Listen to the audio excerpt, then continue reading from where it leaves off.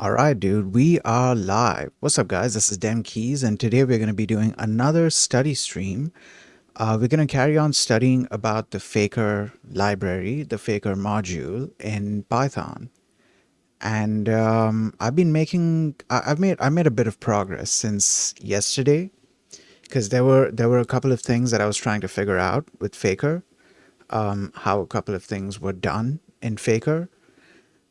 And thanks to Gemini, I have kind of, let's say, I've cleared some of my doubts about the differences between a generator and a provider in Faker. So the idea, if I've understood right, is that Faker has providers for various categories, various they're called domains, various topics, let's say. So let me show you a list of them. So we do from faker.providers, and then that'll give you a list of providers. I just want to actually no, I don't need to do this. I can show it to you over here, I guess. Well, not here, but there's a standard providers list which was somewhere. Hold on. Give me a second while I find it. Where is it? I'm not able to see it for some reason.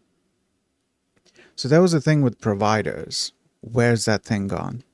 There was a thing with standard providers. Localization, providers, okay. Community providers, bundled providers. There you go. That's what I was looking for. So Faker comes with some standard providers, and some of these providers are actually they're implemented by default. They're included by default in a Faker instance when you initialize a Faker instance, or in the case of Faker, you call it a generator, which is what I've understood. There's another meaning behind generator in Faker, or in the general Python sense, but like in Faker, when you create an instance of the Faker class, that itself is also called a generator. And Faker itself has the concept of generators implemented in it that do certain things. So okay, you have providers provided by default. You have a certain list of providers that are included by default in whatever instance of Faker you make. So that's one of the reasons why you have stuff like fake.name, for example. That's part of, I believe, the person provider, which is here. So let's open this up. So we have first name female, and male. And something I liked here is that they also have non-binary. That was cool to see. So there's, okay, provider.name. That's part of the person provider. And just like this, you have a couple of other providers for various other things, and these are included by default. So I found out that this is the concept of providers. These are, you have providers that provide you with methods for generating various fake data. At least that's my understanding. You have providers that provide you with methods to generate, they provide you with various methods to generate fake data. Which kind of makes sense because when you're creating your own custom provider, even there you're creating a class and you're implementing methods that can then be called. What was I saying? Why was I talking about providers? I think I was saying that I've understood the idea behind generators and providers, or at least kind of cleared my own confusion behind generators and providers. So I'm slowly starting to get a hang of various aspects of Faker. And for the past couple of hours, on and off, I've been looking into locales. More specifically, language locale codes. Fortunately, this variable was there to give me the right words.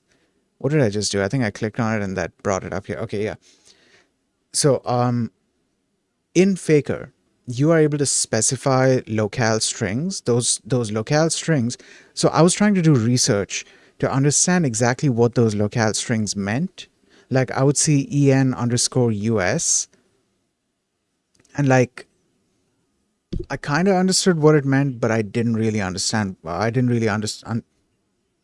I was about to say I didn't really understood, but no, it's understand. Yeah, I kind of understood what it meant, but I didn't really understand what it meant. If that makes sense. So I kind of I did some research. Actually, to be honest, I asked I asked Gemini, and that's how I got my starting point for doing my research. Somehow it didn't click until I saw the LLM telling me, or it's one of those things where until somebody tells you that, hey, this is the case, this is how this thing works, somehow it doesn't occur to you. But like when someone tells it to you, at that point you're like, oh, damn, that makes sense. I probably should have thought about that. It was a similar situation. So like when we talk about en underscore us, I was trying to understand what is the thing before the underscore and what is the thing after the underscore. So it turns out that the thing before the underscore is a language code and the thing after the underscore is a country code. And so I started doing research on both country codes and language codes. And because of that, I'm able to look at this list and make sense out of what each of these is going to be able to generate. So fortunately, in the Arabic language, they have multiple countries listed. In English, also they have multiple countries listed. Also in Spanish, ES, ES is Spanish, I believe. Yeah, yeah. Actually, let's confirm that. ES. Let's go down. Where is it?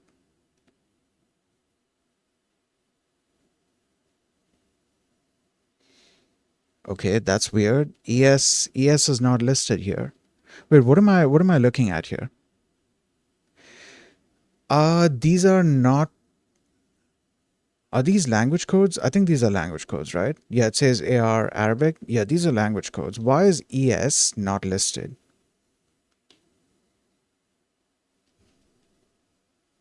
I was about to say, ES is for Spanish, but or well, the Latin language. I'm not sure. I'm not sure which one is the more accurate one to say there. Where is it, dude?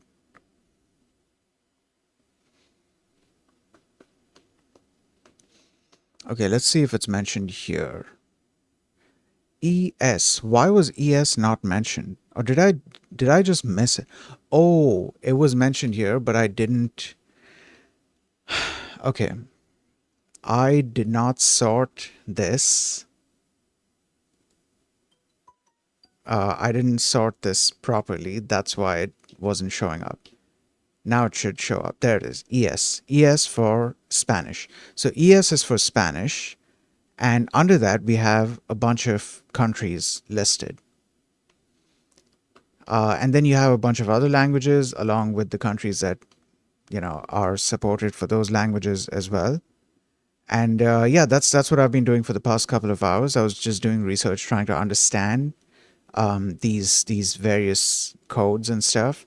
Apparently, with country codes, you have like Alpha 2, Alpha 3, which is for, at least from what I've understood, 2 alphabet and 3 alphabet codes. And with language codes, I'm not sure what they're called because it just says set 1 and set 2 and stuff like that. So I'm not sure what they are called. But yeah, you have different formats for these language codes and country codes. And I believe Okay, I was about to say that I believe locale strings use only like two alphabet ones, but I don't think that's entirely true because I have seen three-letter stuff here. So let's take a look at LZH, for example. That's under language, right? So that's a language code. Let's take a look at what LZH is. Actually, I should be, wait, set to T and set to B. And then there's set 3. Okay, dude. Okay. Way to make it confusing. Great. So I don't know. I think I'm going to have to do research on the three-letter thing later on. Fortunately, the the languages that I plan on using are two-letter. I'll look into the three-letter thing later on. I don't want to dive too deep into the. Actually, to be honest, that was kind of the plan for this stream, and we're still going to do that. I just don't want to get hung up on like the three-letter thing. I did want to explore these various languages and the countries that are linked to those languages, or the countries that are supported in within those languages. So, for example, oh, actually, before that, let me also mention you can have countries, you can have multiple languages that support a single country, like multiple languages. How do I say this? You can have multiple languages supporting a country. I guess that's a good way to put it. And a good example of that is Hindi and India, or more specifically, only India. So with India, you have the Hindi language supporting India. You also have the English language supporting India. And then there's a couple of other languages here as well that I'm seeing that support India. So India is IN, and then you have the language over here. This says BHB, and then there's BHO. One of these, I believe, is Bihari language. I don't know which one. And then there's BN, there's BO. You know what? Let's look it up right now. So there's B. Where is it? BH. Okay, so this is deprecated. Red is, I believe, is deprecated. Used previously, but no longer assigned. Okay. So maybe they have it there for legacy purpose. Was BH part of the list? No, BHB is part of the list. Then we have, I think, BN and BO. And then the country mentioned here is BD, I believe. And BD, I assume, is Bangladesh, but let's just confirm that. Yeah, BD is Bangladesh. Okay. So then if we are talking about BN, would that be, oh, BN is Bengali language. Okay, yeah, BN is Bengali. Yeah, so that's why Bangladesh and India, because in India you have Calcutta, which they also speak Bengali language there. What else was there? There's BO. What does BO do? Let's open this up separately. Today we are basically going to be exploring this. I also ran into a little issue which I need to look into what might be causing this issue. I don't know if it's an issue with the library or if it's an issue with I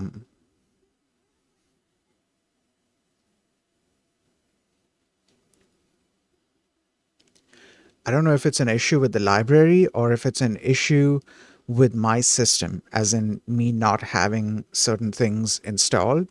I don't know if it would be an issue with me not having certain things installed because the Faker library is basically reading from a bunch of like dictionaries that have been prepared, and it's randomizing the data from within those dictionaries.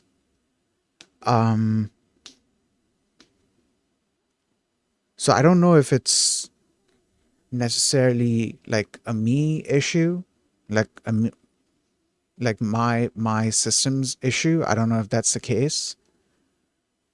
But yeah, I'm gonna have to find out because Hindi seems to work perfectly fine. I don't know if the results of my last run are still there. Okay, so let me do this. Uh, what was it? I think it was HI. Yeah, HI underscore IN. So that's Hindi for India, right? And then let's print out an address. Give it a couple of seconds.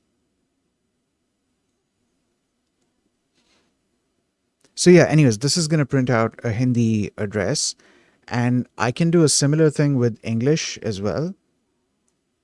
Wait, where's the result? Oh, there's the result. So yeah, this is printed out in Hindi. We can also do an English Indian address. So it's going to be an Indian address, but it's printed in English. I was trying to get Arabic to work, but for some reason I wasn't able to. So for example, if I do Arabic for UAE, it prints this out. If I do it for Egypt, which is EG, give it a couple of seconds. Yeah, it prints this out for some reason. I'm not entirely sure what's going on here.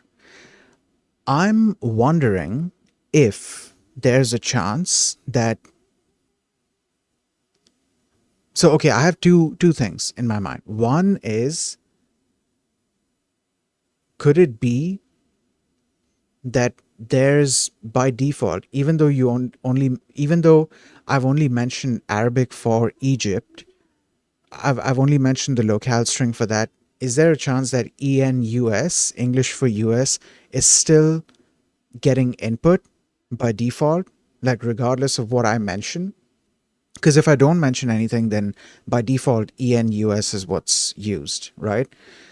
So I'm wondering if that is the case. Another possibility, which I'm wondering if that's the case, is, could it be that if Faker finds a locale string for which there is no implementation, or for which there is no dictionary of data, then could it be using ENUS by default just because there is no data to work with? I think so. Okay, the Faker repo has the data somewhere, like for everything. So okay, let's take a look at the provider person. All right, so let's see Arabic. Oh, okay. Arabic stopped after 3. So there's AA, there's PS, and I think SA is Saudi Arabia. Let's take a look at the country codes. So we have AA, which is, wait, what is this? These are language codes. These are language codes, and these are also language codes. I'm supposed to be looking at country codes. Where's the country codes? How did I get here? Okay, here it is. Okay, great, great. So let's just sort that. So we have,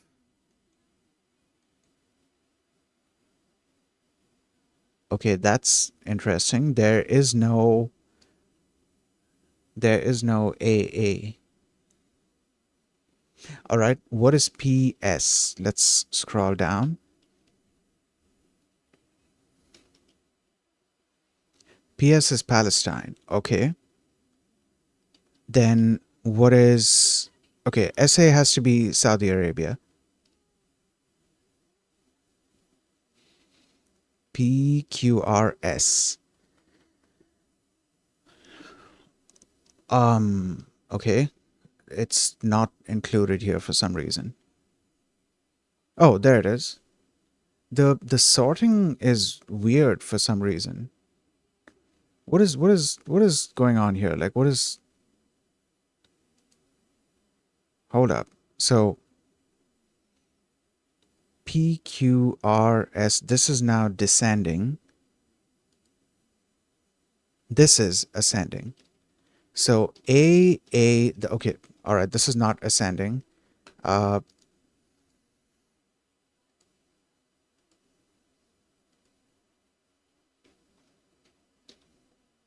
all right, this is ascending, I think. I think so, right? Yeah, PQRSTUV. Okay. Yeah, yeah. Okay, cool.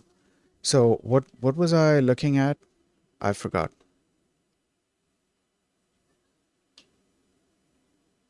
Right, so we had PS, we had SA. SA is Saudi Arabia, which is mentioned here. Okay. Right, so we can get Arabic from that. I did not think about this. There is no implementation, and because there's no implementation, I guess they have like an override if there is no implementation, or rather if there is no override, then it's going to use like a default implementation.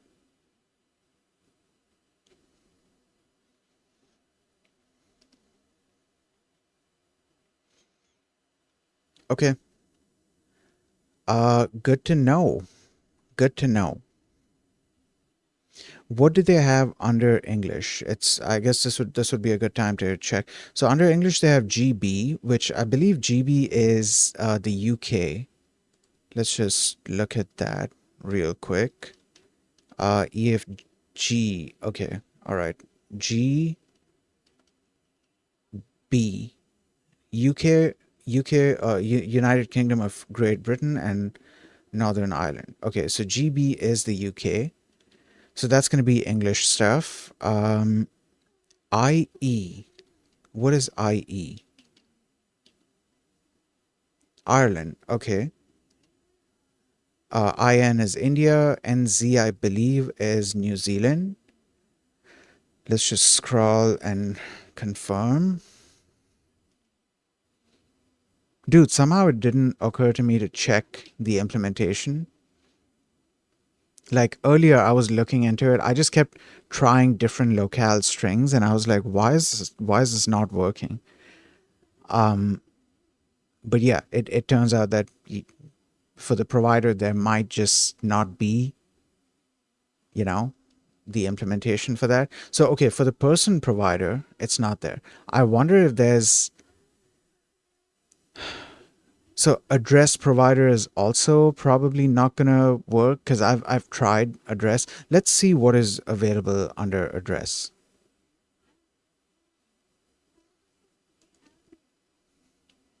So under address, they have nothing in Arabic. Okay, great, cool. There's nothing in Arabic. Wait, there's, so AR over here is not Arabic, it's a country. Let me just see what the country is.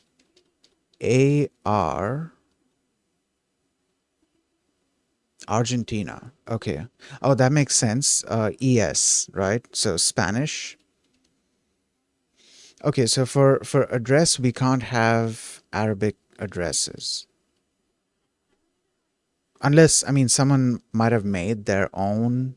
Oh, you know what? People could make their own provider for this purpose. Yeah. Yeah. People could make their own provider for this purpose. All right. Let's see in company what they've got. Still nothing in Arabic. All right, so we're going to be a bit limited here. So let's do Arabic Saudi Arabia. Okay. Let's try to print out. I believe there was a name. Yeah, there's no implementation for address, but there is an implementation for name.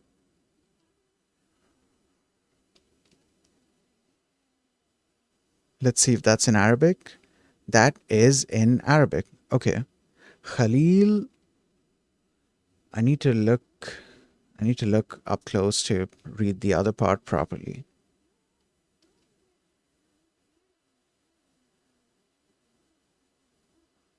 Okay, okay, okay. All right. Okay. And then there's one for I think PS was Palestine. Yeah, yeah. So that works as well. Then what else did I want to check? Right. Okay. So that kind of it cleared up my doubt of the whole language code and basically the whole thing to do with locale strings. And yeah, I'm happy about that. So I want to make a video talking about this library because I mean, okay, this library is pretty famous. Like the thing has the repo has 17.5K. So that's 17,500 stars. And there's 1,900 forks of it. So this is a pretty famous library and it is actively being maintained. Like they are constantly improving the library. Um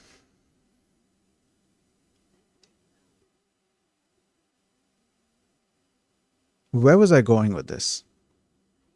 Oh yeah, so my point was that I kind of want to make a video on this and just tell people about it. It's not necessarily going to be a full-fledged tutorial, but it's going to be a sort of an introduction to Faker.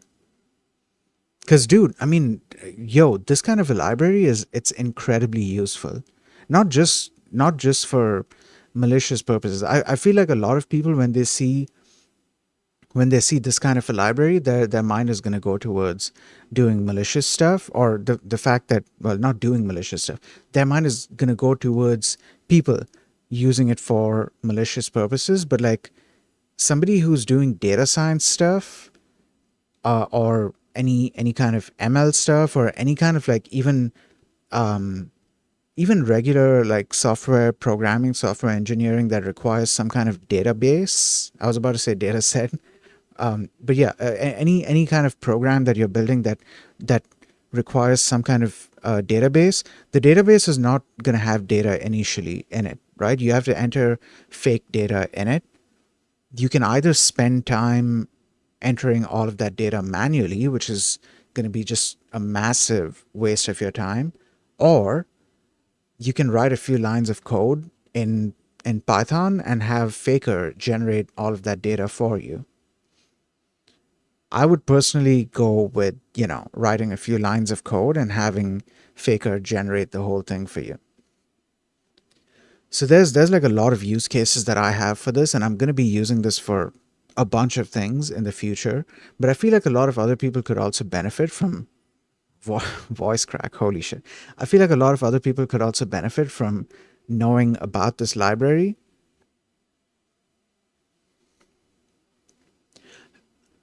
Like especially if you're getting into data science, if you're getting into data analysis and data visualization and stuff like that, and I mean, there's tons of real world data sets available.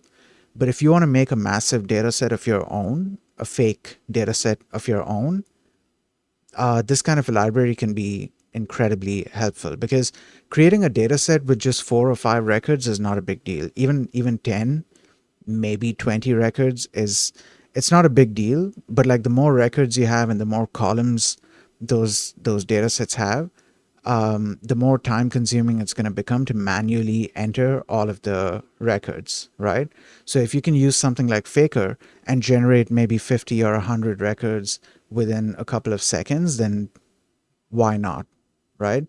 You can have like a massive data set available, and it can be for various purposes. Like certain use cases, just because of the way that they require, or rather because of how complex certain use cases are, because of how complex certain programs are.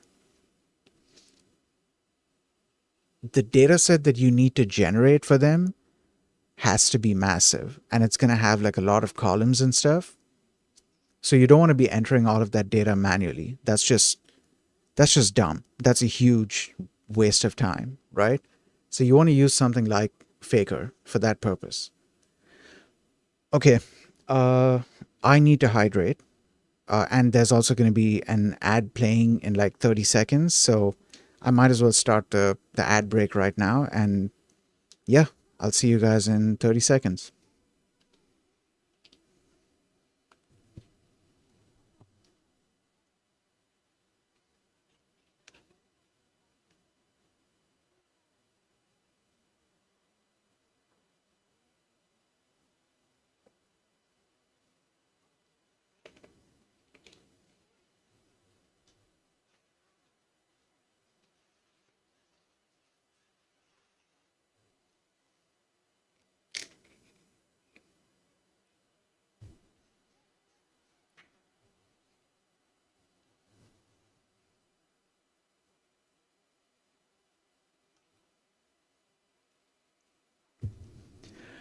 All right, welcome back. So here's what we can do. I kind of want to familiarize myself with this library even more because I want to. I mean, okay, I mentioned that the video that I'm trying to make is not really going to be a tutorial, but like in a way, it's going to be a tutorial. It's not going to be a tutorial in the sense that, well, okay, it's not going to be a tutorial by the standards that I used to follow for making my Unity tutorials back in the day, but it's still going to be a tutorial because I'm kind of going with a new format now. I'm not calling this a tutorial, but it's kind of a tutorial. It's I'm the way that I'm looking at this is that I'm making this video that's going to introduce people to this library, and then I'm going to show a couple of like features of this library. But the way that I'm structuring the thing, it's basically going to be teaching them about the library. It's introducing people to this library, right? At least people who don't know about this library, because clearly a lot of people know about this library by this point. But at least for people who don't know about this library, because I'm pretty sure there's going to be a lot of people that don't know about this library. The only reason I found out about this library was because when I'd asked Gemini to generate some random data for me, Gemini and a couple of other LLMs for that matter, they they usually run Python code, and they write out the code snippet that they're going to be running, and then they run that code snippet and show you the result. So in this case, it was using the Faker library, and well, I saw that in the code, and that's when I looked up the Faker library, and I was like, holy shit, I didn't know this thing existed. So I'd imagine just like me, there might be other people as well. So what I want to do is there's a couple of topics I want to cover. The first one is going to be providers, right?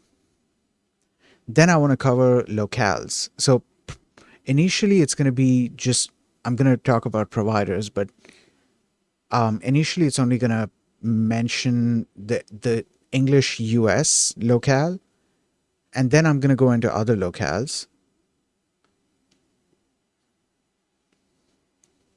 and then I also want to show how to create a custom provider, and then I also want to show how to use dynamic providers. But I kind of want to use the custom provider and dynamic provider features more before I dive deeper into that. I feel like I should be able to squeeze all of this stuff into like a 10-minute video. I think, hopefully, I should be able to squeeze it into a 10-minute video. So the format that I follow at least with my TikTok videos, is I start up my um so okay, you can see my VTuber avatar in the top left of the screen, and you can see part of my VS Code. Actually, you can see my entire like VS Code window beneath that, right? So just imagine, I think 1/3 of my screen, that's basically what gets shown in the TikTok video. So when I record a video for TikTok, it's going to be in like portrait form, right? So I kind of I crop, so I'll record this entire thing exactly how you guys are seeing it on stream right now. It's going to be this widescreen thing, possibly with multiple windows like you're seeing right now. Sometimes I disable one of the windows if it's not required, but I mainly only use the left 1/3 of the screen.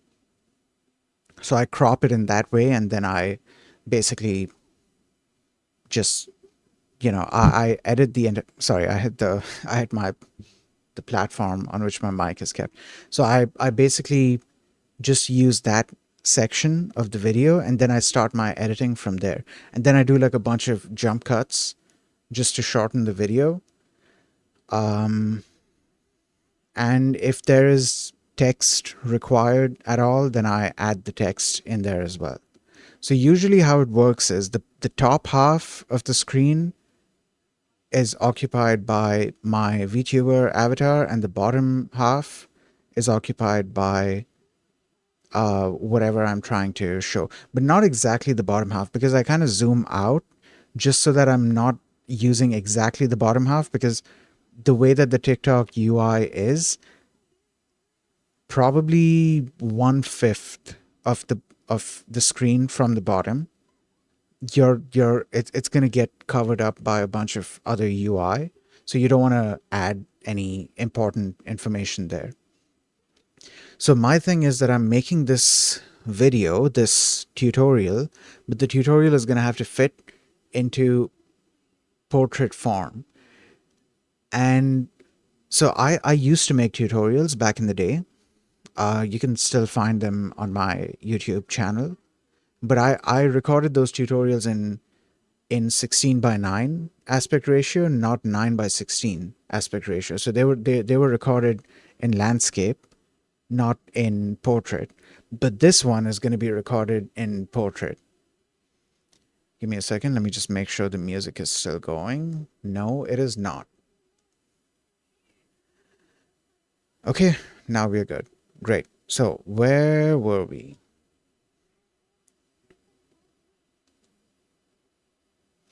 Right. So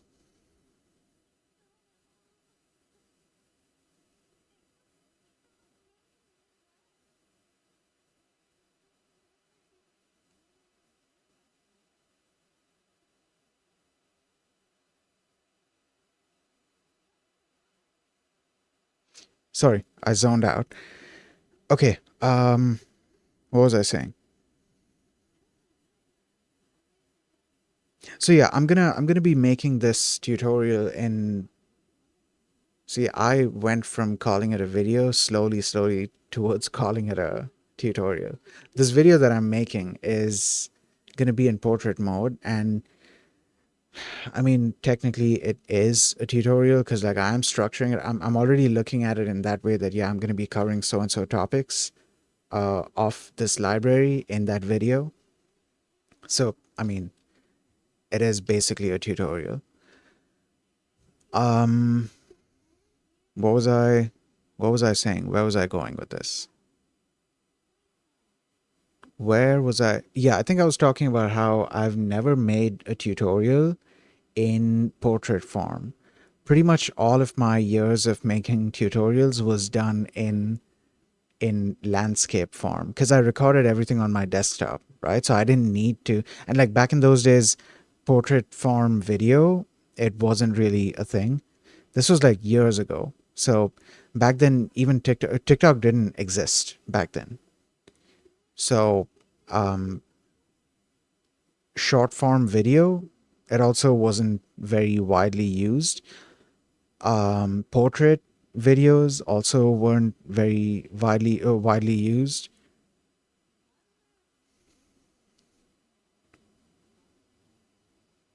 So this is going to be something new for me. I'm going to have to I'm going to be making this tutorial in portrait form. There's a couple of things that I'm going to need to be careful of. So like usually when I'm doing any coding or when I'm typing anything, I have to make sure that I don't. So you can see how this line is going from here all the way up to here. I need to make sure that it stops at a certain point because I know I'm going to be cropping. A, I'm going to be cropping like I'm going to be let's just say I'm going to be cropping out the entire right side of this window, and only the left side is going to be shown.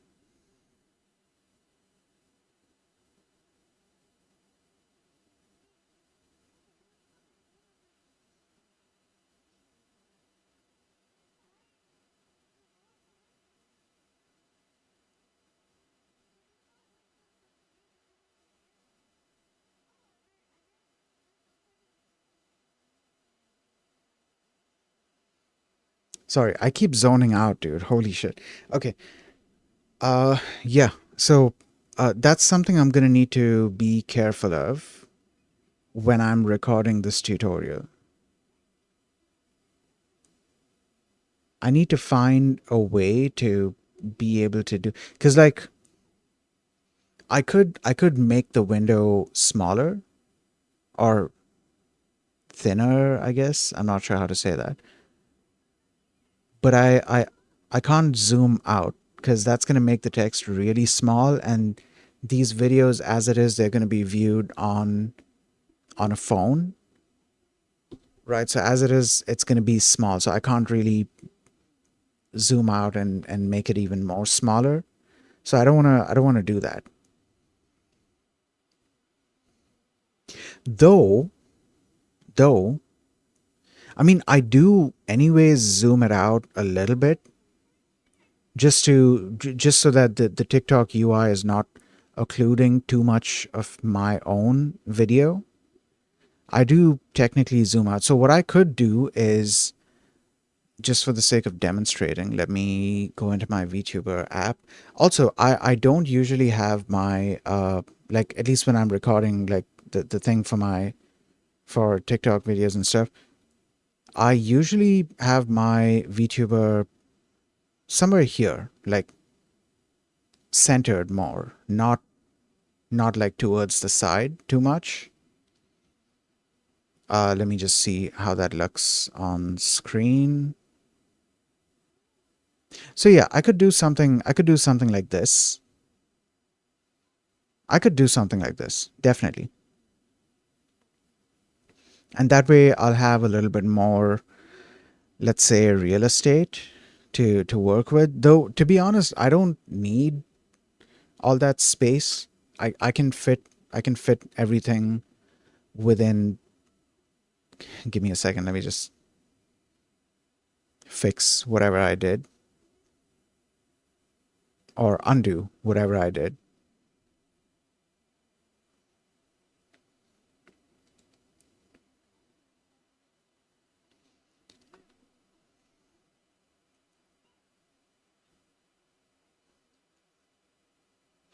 Okay, what was I saying? I forgot what I was saying. Yeah, I need to look into how I'm going to go about. I think I need to do some test recordings to see how this whole thing looks, because in this video I'm going to be doing a fair bit of coding. To be fair, one of the previous videos that I did, I think the second last video that I did, it was talking about pandas.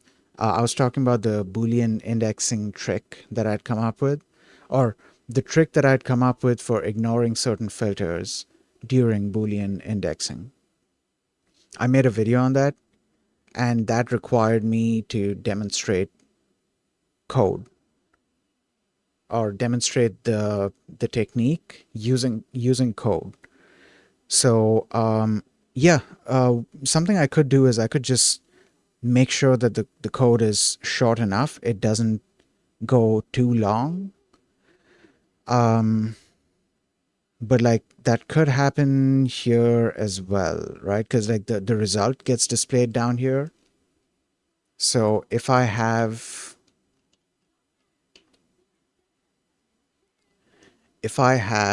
I don't know, 5 columns of data, they could get like spread across and go all the way to the end.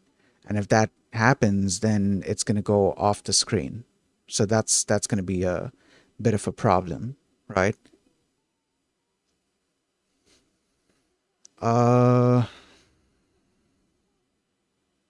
yeah. I think I'm going to have to do a couple of recordings to see how to go about this. All right, let's try generating an entire data set because I need some ideas for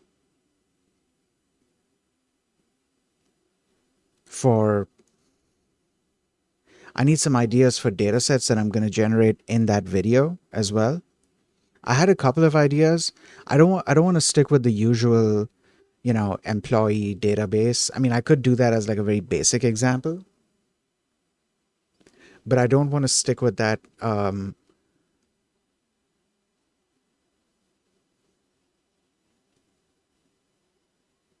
I don't want to stick with that as like the main example. I want to come up with some other ideas. Stuff like, for example, let's say we are talking about an online multiplayer game and we have a list of the players, right? So let's say we are talking about,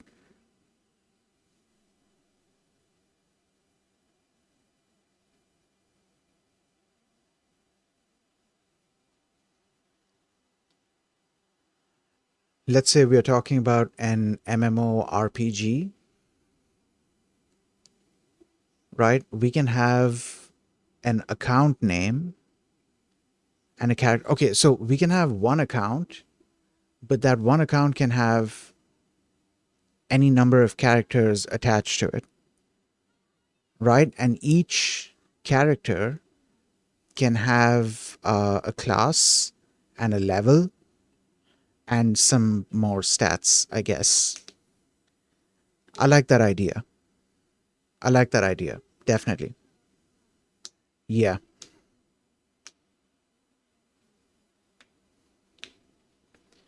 for sure. So, for example, we could start by generating account names. So let's do account names list. This would be fake.name for X in range. Something that I haven't gotten into the habit of using is this. I think it's called the discard operator. Let me just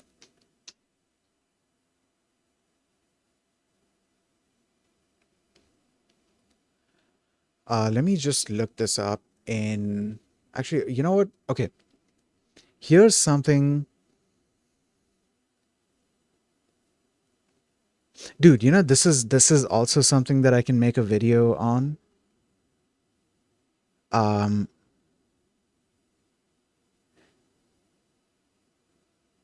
this is sort of a realization that I had a couple of months ago, or well, basically ever since LLMs have been a thing, or well, ever since LLMs kind of blew up, I should say.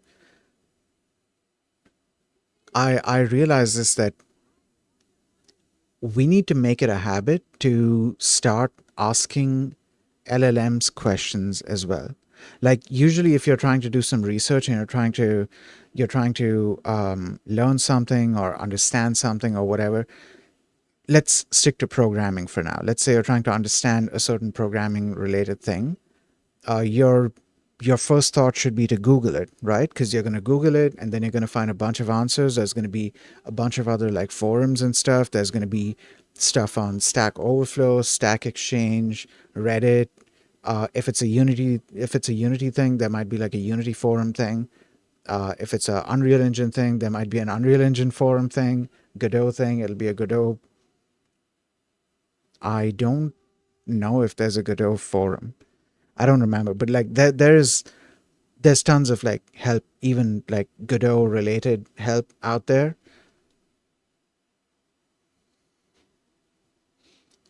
Where was I? What was I saying? Yeah. So usually our first thought should be, hey, let me Google this and then let me find the information, right? So you Google whatever it is that you're trying to find out, but then you have to go digging for the information because you're gonna get a bunch of links. Then you have to open up those links and then dig through whatever threads there are and find the information that you're looking for. And sometimes you have to look through multiple pages to find the answer. But ever since LLMs became a more widely used thing, what I've noticed is that at least with and this isn't like limited to just programming, but like at least when it comes to programming, if I have certain doubts about certain let's say libraries or how a specific thing is working, I'm able to get the answer much more quicker by asking any LLM, not just Gemini. It can be any LLM out there, whether it's Facebook's Llama model, whether it's OpenAI's ChatGPT, or Google's Gemini, or any other LLMs out there. You can get your answer by asking these LLMs because they've been trained on that data. So they can give you the answer by you just asking them the question in plain language. You don't even have to use like specific search terms the way you would have to do with Google. You can ask it in plain language and then it's going to give you an answer. And then if you have further doubts, pertaining to that subject, you can carry on asking. Like you can do like nested questions, or well, you can do questions upon questions. So you can ask it a question, it's going to give you an answer, and then based on that answer, you can you can ask another question. So it'll maintain that context for a certain amount of time. They aren't very good at holding context for too long, but they hold it for long enough that you're able to have somewhat of a conversation, and you should be able to get the answer that you were looking for. So my point with saying all of this is that in this day and age, we should make it a habit to ask LLMs questions as well. Don't completely rely on them. Don't just blindly trust what they're telling you. Still Google stuff.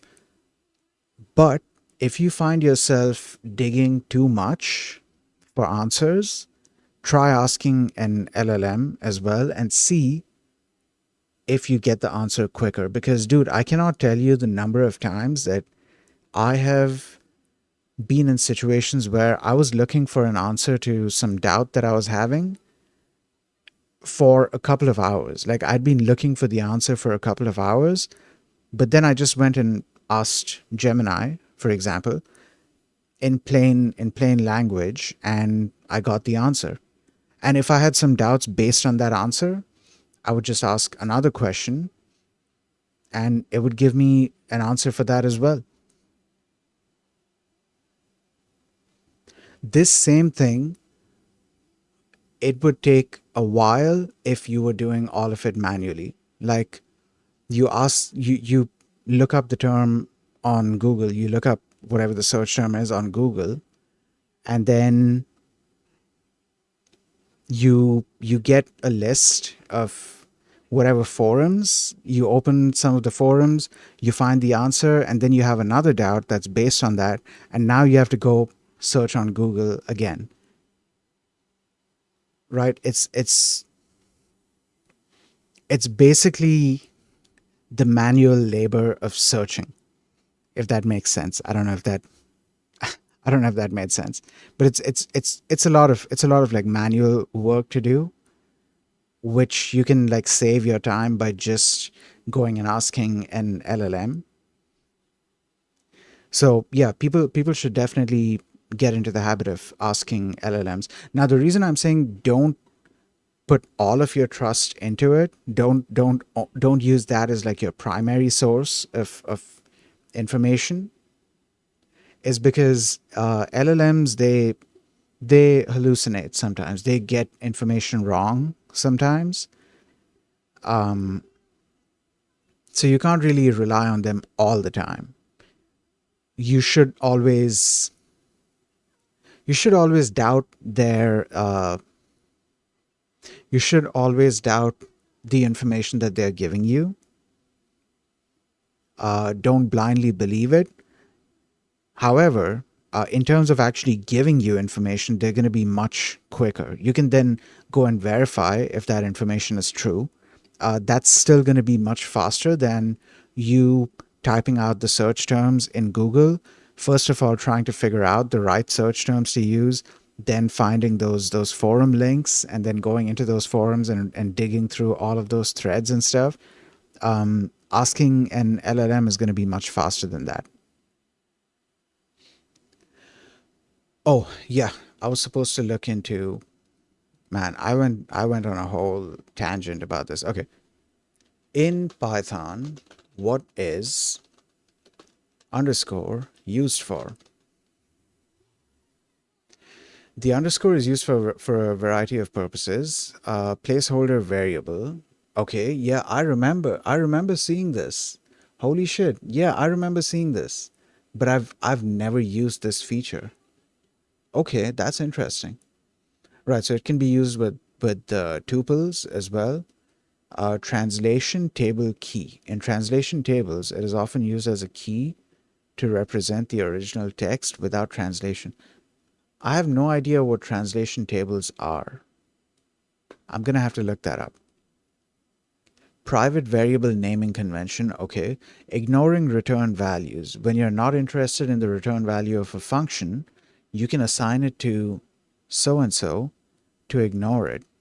Okay, temporary variable. In certain algorithms or data structures, underscore might be used as a temporary variable within a loop or calculation.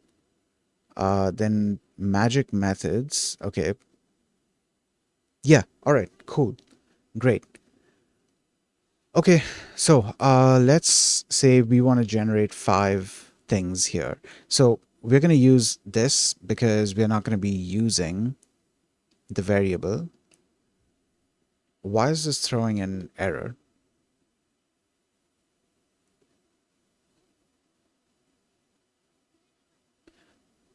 What am I doing wrong here? What am I missing here? I feel like, yeah, I'm missing something here. Oh, wait up. So it's for underscore in range. That was the issue. Oh yeah, we also have to print out the thing. So account names list. All right. Those are our names.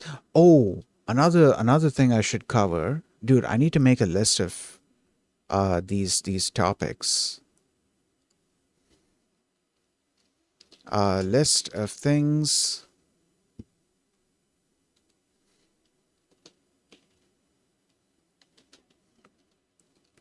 to cover in the video. Okay, so what do we have? Basics, right? And then locales, and then um, custom providers. Yeah. Oh, yeah. We should also so basics should also mention providers, or after basics, I should mention providers. We can go into locales after that. Then we can look into custom providers, and then we can look into. Actually, I wonder if I should. cover locales later on. So, okay, then we can do custom providers. Then we can do dynamic providers because up until this point, everything is going to be in ENUS. So everything is going to be in English. Though I kind of want to mention the locales thing because, dude, the locales thing is, I feel like it's going to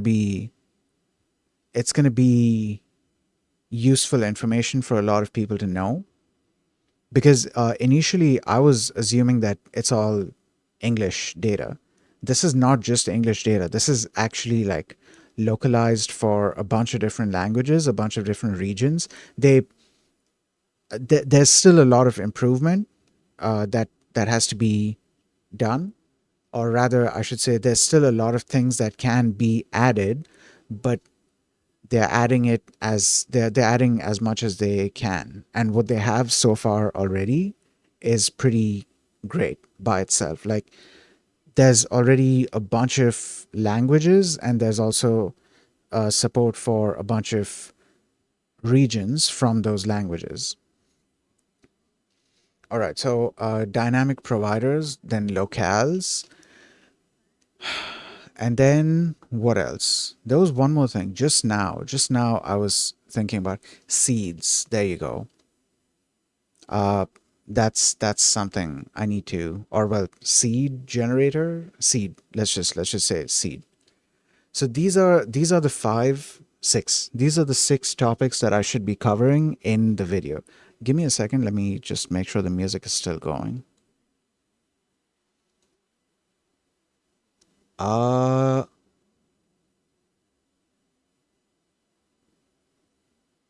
I don't know if I just caught this right when it was changing to a different video, or if it was just stuck and just now I made it change to a different video, but like, okay, whatever.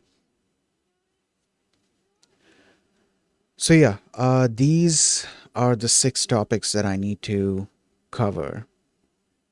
So I'm going to need to find a way to structure this such that I can fit everything into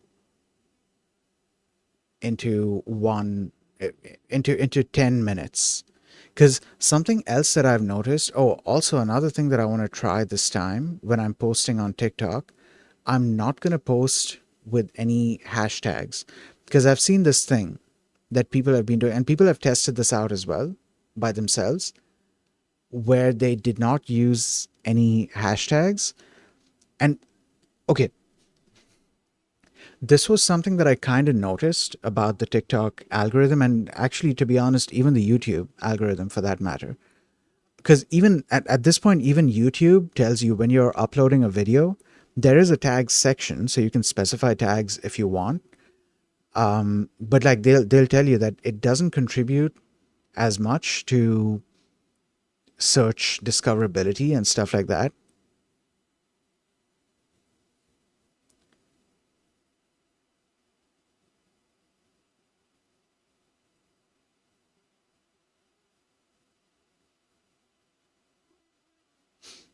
Sorry, zoned out for a second. Yeah, even on YouTube, like when you're uploading a video and like in the tags section, it'll tell you that it doesn't contribute as much to the search discoverability and to your SEO. Basically, it doesn't contribute nearly as much to your SEO. Back in the day, it contributed a lot, like a lot.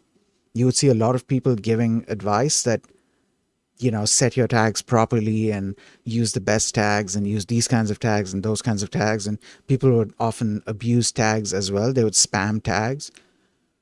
That back in the day, tags were incredibly powerful. But then now I feel like their algorithm has become much better at detecting or finding metadata in not only the title and the description, but also in the video itself. Like, I feel like it has the ability now to detect metadata within the video itself, figure out what is being talked about in the video, and generate metadata based on that, or take a guess at what the metadata for that for that video is supposed to be.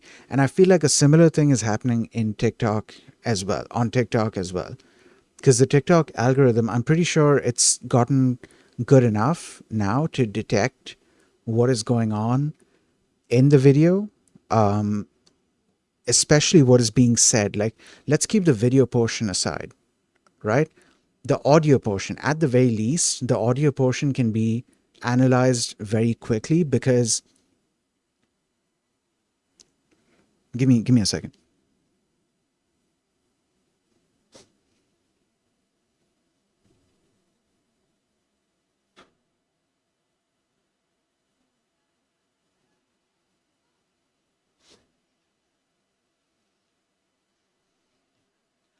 Okay. Yeah, like I was saying, at least the audio portion can be analyzed very quickly because, dude, these days you don't even need to create your own subtitles. Like, people still do it for the sake of, like, visuals and just so they can have like their own very custom way of showing the subtitles. So if you see like VTuber clips and stuff, a lot of times they use subtitles just so they can just so the text is like in the viewer's face and the viewer is able to read all of the text. However, once you upload a video to TikTok, give it a little bit, and it's going to detect all of the speech in the video, and you're going to have closed captions real quick. Like, all of my videos have it. They have closed captions. My point is, if it's able to generate those closed captions so quickly, I'm pretty sure it's also able to analyze whatever the closed captions are. So it already has a bunch of data to analyze there, and then it probably has other ways of analyzing things in the video itself, right? Maybe it's detecting text in the video, maybe it's detecting some other stuff in the video that, like, I can't really think of ideas right now, but it's probably got ways to detect things within the video and then generate metadata based on that, and then based on that metadata it can decide how it should categorize this video and who it should push this video out to. Because the past couple of videos that I've done, I looked at the analytics for them, and fortunately, they are being pushed out to the For You page. So people who don't follow me are seeing those videos, and that's a good thing. That's a great thing. This time, what I want to do is I want to try not having any hashtags in the video. However, I'm still going to add keywords in there. So what I'm going to do is I'm going to generate usually I do this anyways, where I generate like I don't generate, I type out a caption for the video. And in that caption, I'll purposely include certain words I would, that I feel like belong to that topic. So let's say if we are talking about one of my recent videos where I was talking about ignoring certain conditions when doing Boolean indexing in pandas, right? So then in the caption I could write, or in the description of the video, I should say, in the description of the video, I could write discussing. Actually, I did. Hold on, let me read out exactly what I wrote.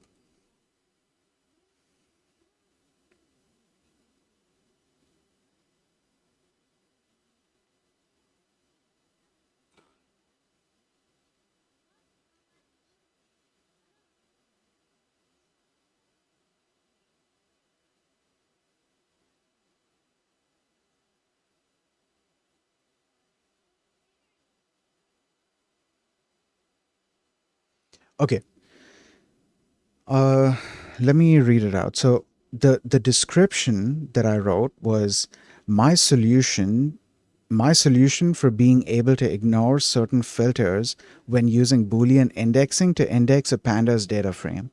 So I purposely included stuff like, Boolean indexing and filters and pandas and data frame. I should have also included Python, but like in this specific video, I'd used terms like I'd use hashtags like data science and Python and two or three other hashtags. So something that I want to do is this time I want to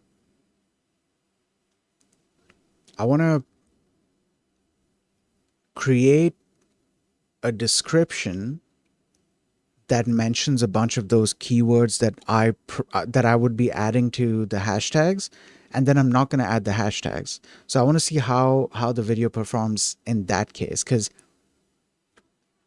some other people have also pointed this out, and I have also been wondering if this is the case. I'm wondering if TikTok is kind of um,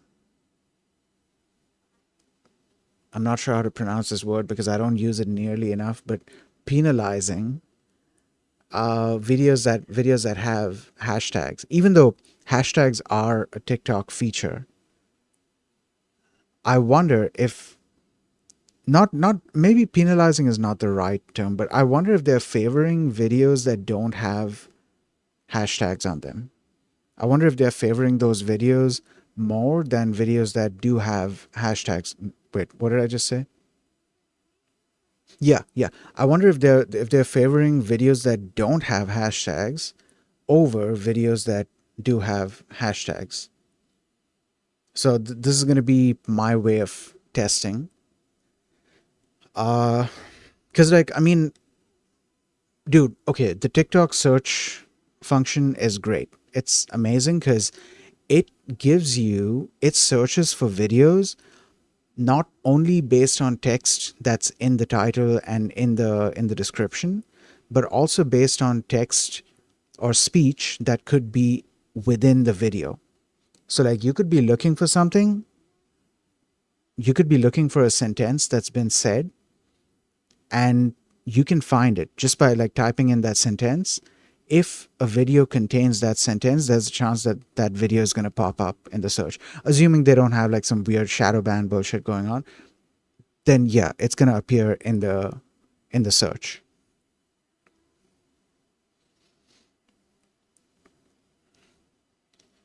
So yeah, I want to test that out this time.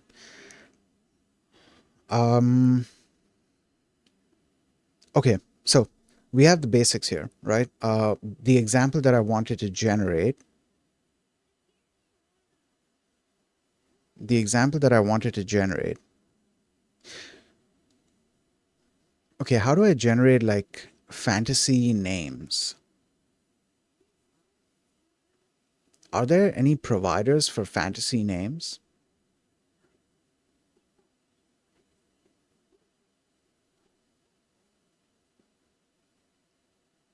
I wonder if someone else has made a provider for fantasy names. Hold up. Let's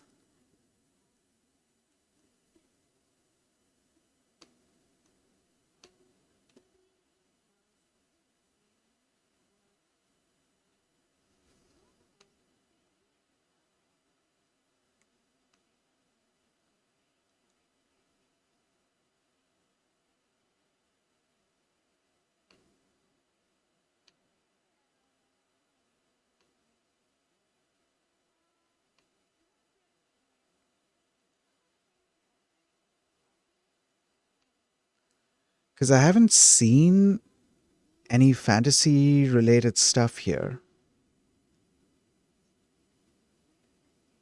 How do I generate fantasy names?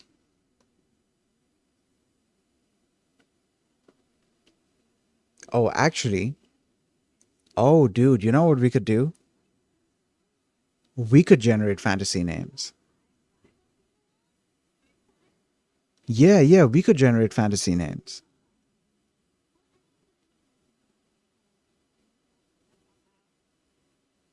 Actually, no, we don't need to generate fantasy names. We can like create a list of fantasy names and then use that as a as a provider. So yeah, basically we can like create our own custom provider, or in this case it's going to be a dynamic provider, which is still a custom provider. What is the other type of provider called when you where you create a class? um oh, so there's create a provider and then create a dynamic provider. So what I'm calling a custom provider is basically this class based thing. where you define a class that inherits from base provider, and then you specify functions, and then you add that class as a provider to your fake generator instance, and then you can call the method on it.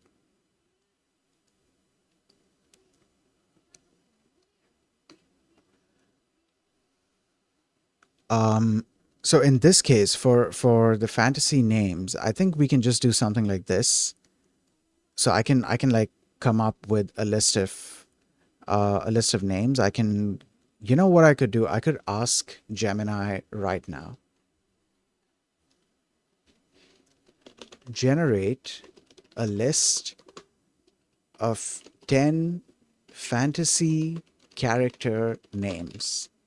I don't think I need I don't think I need 10. I think I just need.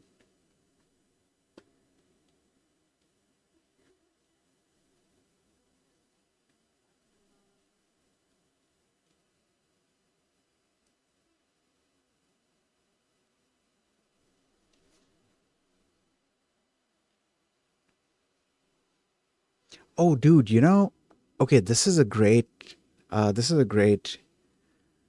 um wait, so we could create a custom provider, and that custom provider is going to return an an entire data frame. Yes. Yes, I can tie in the example that I've been trying to generate. I can tie that into custom providers. I like that idea. That is a great idea. Yes, yes. Okay.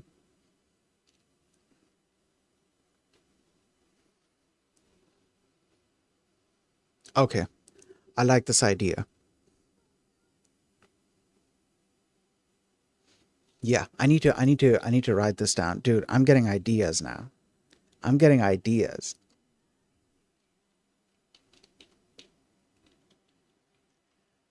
Okay. Um, let's say idea. Um, custom provider. What should I even call this? Because like I'm talking about you know what? Standard providers. So this is standard providers. Then there's just providers, and then there's dynamic providers. Actually, maybe I should still call it custom providers. Dude, was it called? Hold on, was it called customer before? Is that what I had called it? No, it was called custom. Okay, all right. So then we have custom providers, dynamic providers. So custom provider can be. Wait.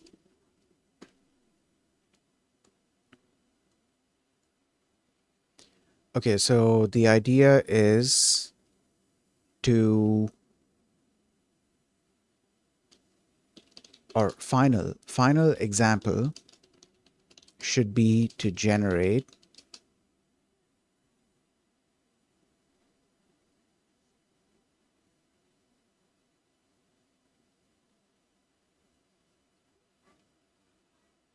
actually why did I say final example should be to generate? It sounds like it's a final objective. Final example will be generating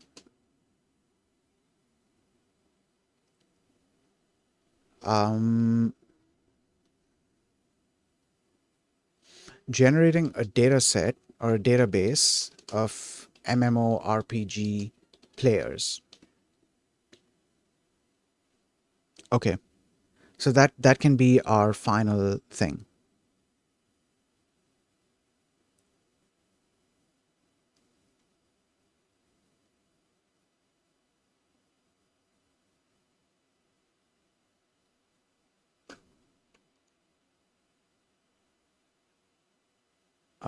Give me a second.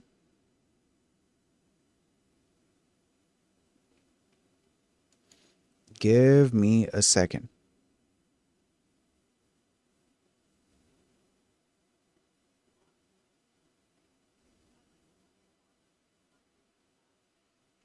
All right. So the final example, this comma is not required here. Okay, final example will be generating a database of MMORPG players.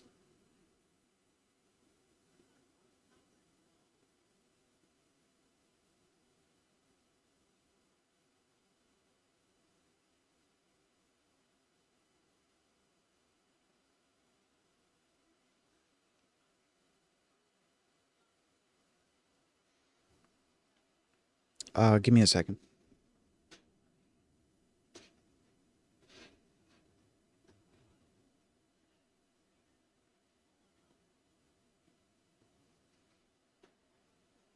All right. Final example will be generating a database of MMORPG players. Tie in other learned concepts.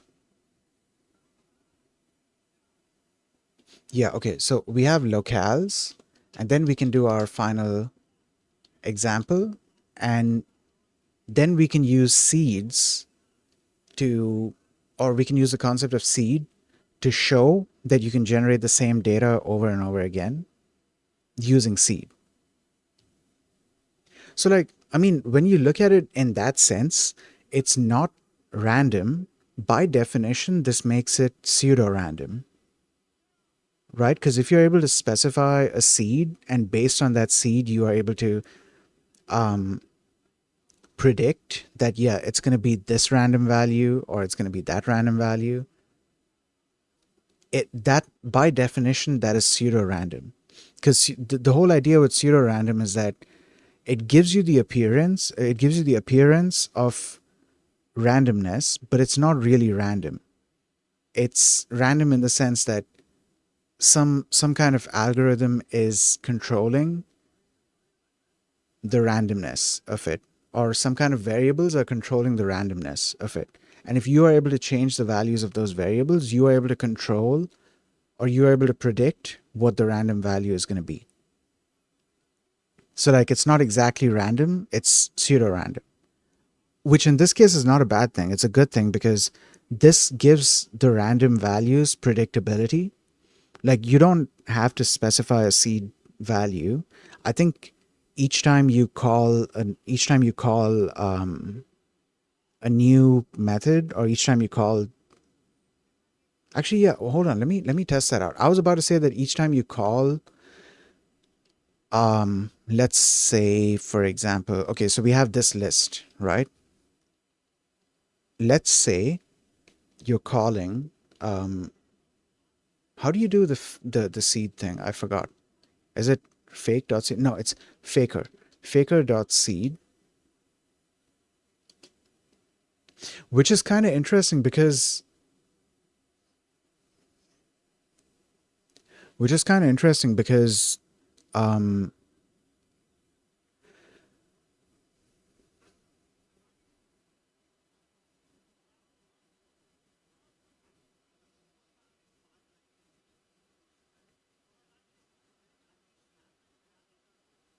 because okay, you have the faker class, and you have, okay, the faker seed. Faker.seed is, it's a static function, right? It's not an instance function. So you are able to specify, let's say this. Did I do that right? Yeah, I think I did that right. Okay. Right, and each time you specify the seed, it's going to give you the same value again and again, right? That's because you've specified a seed.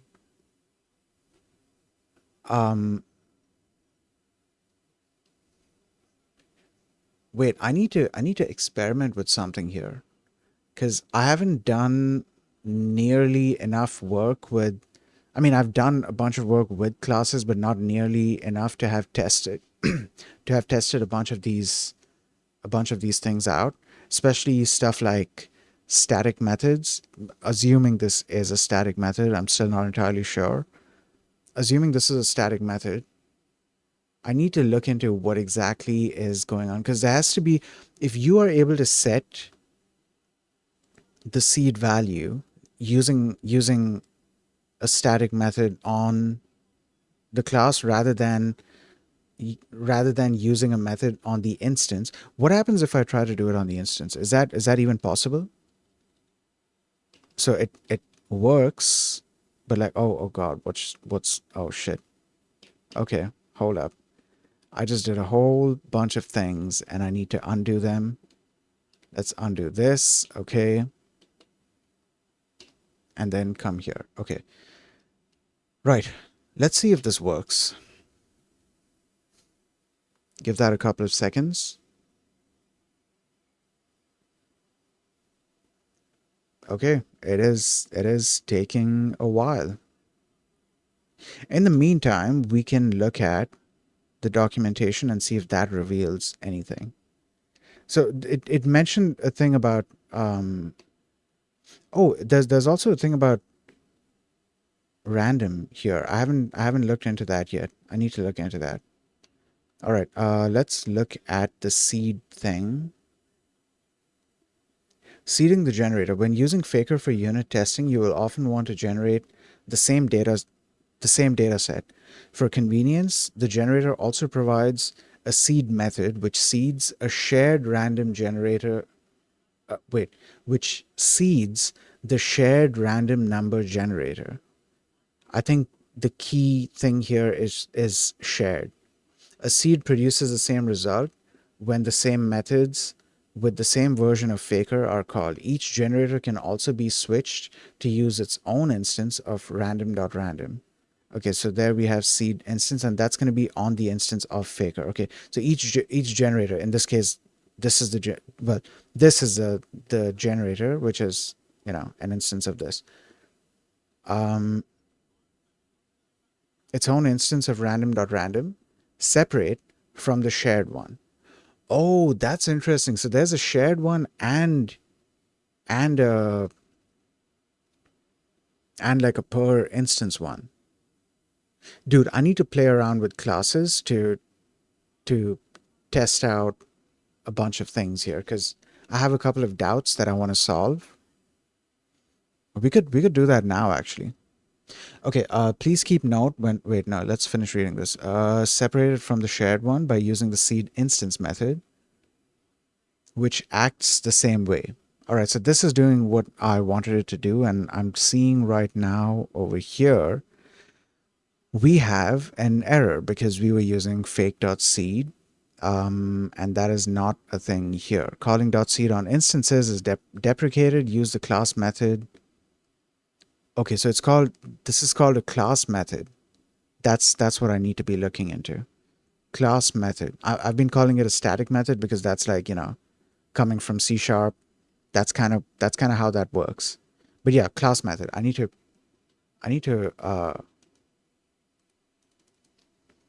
let's open up Python documentation. So Python docs class method. Right, so we have classes. Under classes, they're probably going to explain a bunch of the stuff.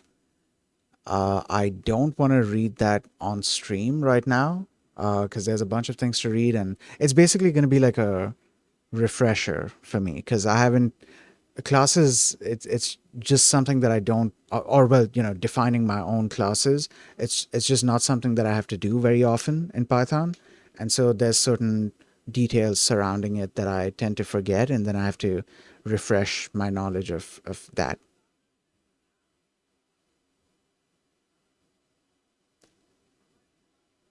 But yeah, um, getting back to this, so we could use seed underscore instance.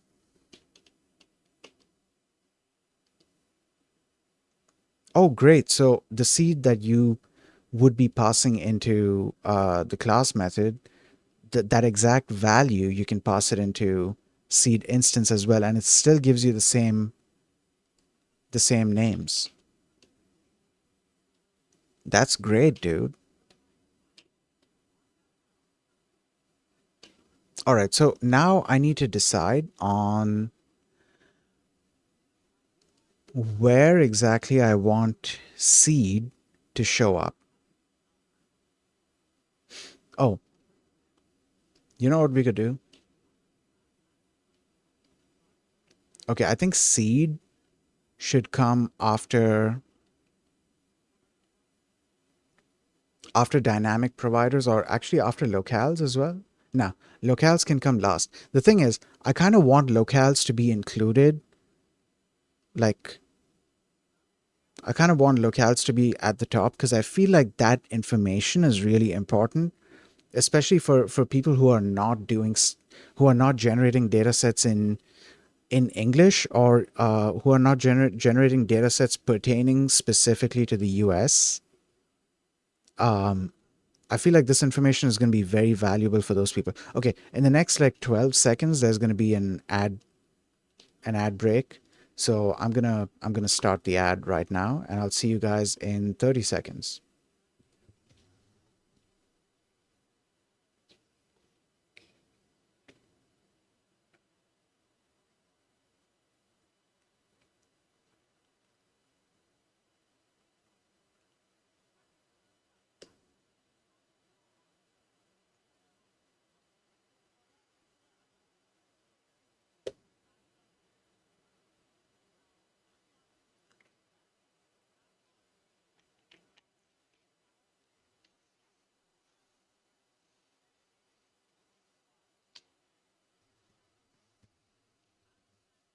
All right, welcome back.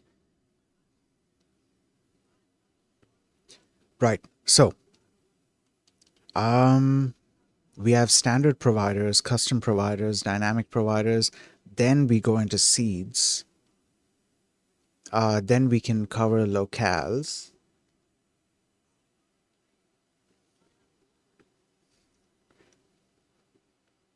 Dude, I feel like locales can be put at the top, like right after basics. Because the thing is,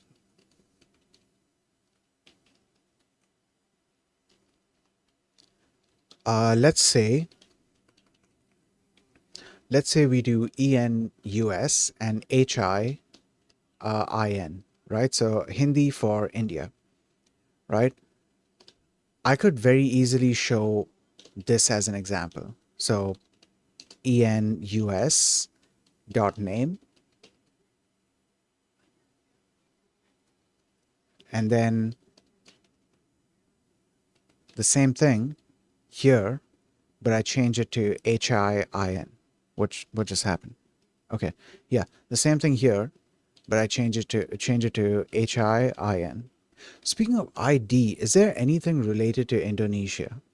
I need to look into that. So what are we looking for there? Let me just real quick, like um side, I don't know, diversion, just like a side thing, whatever. Distraction. Yeah, let's go with that.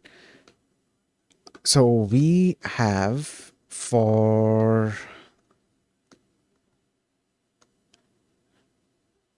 okay, we are looking by this, right? Indonesia. Indonesia is ID. Do we have ID present here? Um, okay, wait, let's do this. So we have 56 matches because provider also has ID. Okay. ID. Oh, good. Okay, so we have in wait, does ID stand for Indonesian? Because I think their language has a name, doesn't it? Let me just open up ID here. I don't think it's just called Indonesian. Is it? I could be mistaken. It says, oh, Bahasa. So that's what I was. I don't know if it's Bahasa or Bahasa.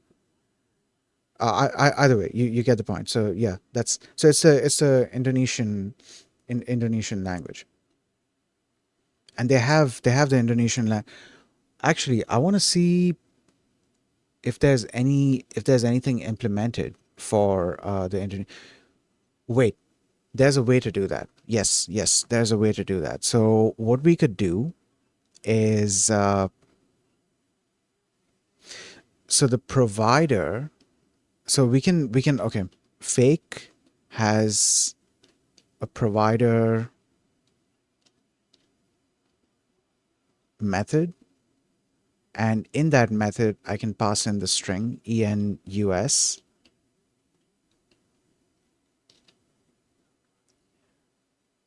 So this is a method. The funny thing is this method, I don't think it returns anything. What was it? Provider or providers? Oh, I think it might not be available in. I think it's about to say it's not available in multi-locale mode. It's not implemented in multi-locale. Okay, that's fine. So let's remove this and now. Right, so this method doesn't return anything apparently. However, if I do this, I'm able to get I'm able to get like a bunch of the attributes for it. Actually, this is not, now that I'm looking at it, it's not revealing anything useful. Okay, previously when I did type for whatever was being returned here, it said none type. So I was confused about like what exactly is going on here and how I'm able to get a directory for this. Right, okay. How are we supposed to do this? So what if I did this? What does this return exactly? Like cuz it becomes like a dictionary access kind of thing, right? And then I'm just taking a guess. It could be that we have multiple generators for each locale. So internally, there's multiple generators because there's the concept of an internal generator. I haven't looked into how this thing works internally, but they have in the documentation they have mentioned a thing about internal generators. So I don't know if they're generating multiple internal generators, or if each time you access a different locale, it kind of just changes the internal generator to that generator, like the generator for that specific locale. Okay, let's see what this returns. All right, so we have a bunch of stuff here. Uh, enus. Okay, so then by that logic, we could do this. ID. I don't have ID here. I just realized that. ID.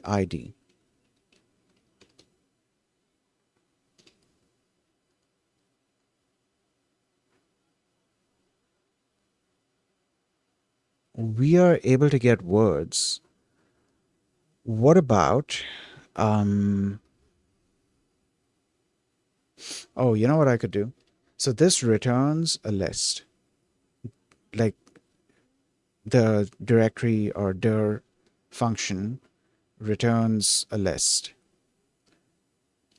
Can I do dot contains? I can do that. So I could look for, what should I look for? Okay, you know what? I can open this up.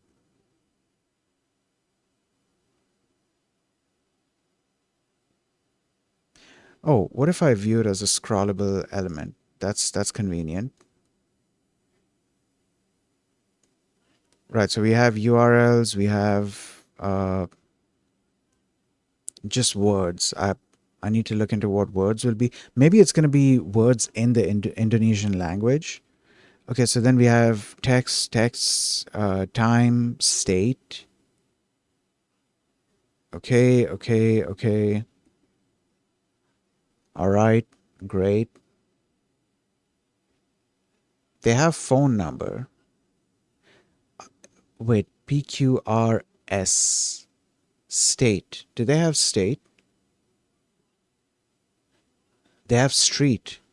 Oh yeah, they have state as well. Meaning they probably have address as well. Also, I forgot I forgot what exactly I was looking for. Why was I scrolling through this? Oh yeah, I was trying to get an idea of like what functions are available.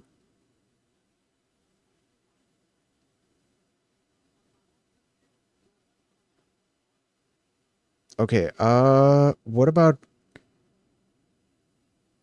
N? LMN name. So we do have name there. Right, so we could try a couple of different things here.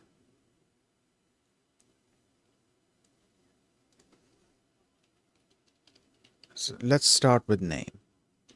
Wait, not here. Here. So ID.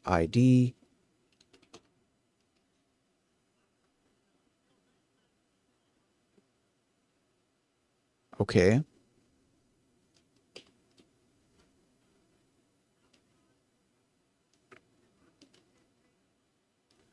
All right.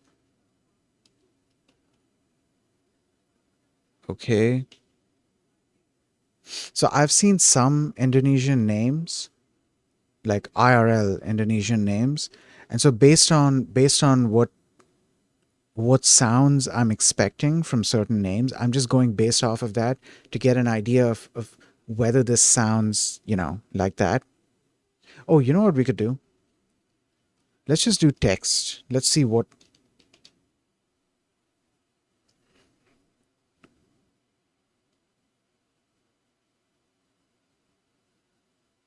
Oh, wait, this is not their language. Is this their This is not their language. I think this is this lorem ipsum? Because it also mentions ipsum here. I think this is just lorem ipsum. What if I wanted like a proper sentence in the Indonesian language? What what function am I looking for? Can I look for sentence? There's sentence. Okay. This is also lorem ipsum. Okay. Can I not generate? Okay, wait. Uh, Faker generate sentence.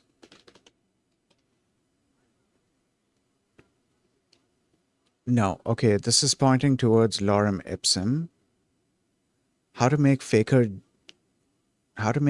gem create English sentences.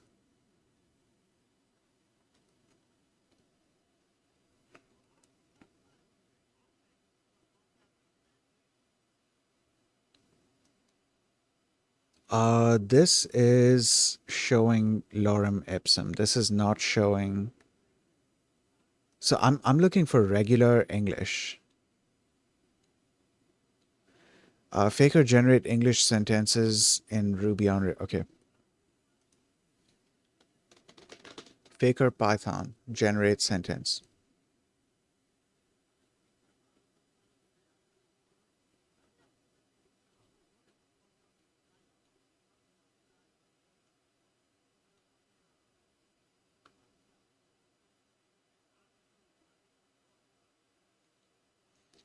Okay, there's a good question. How to use Faker to generate titles and real English text.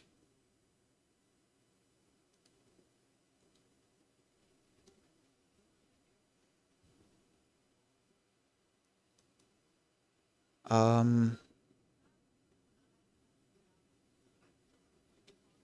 okay, so there's apparently something called quote.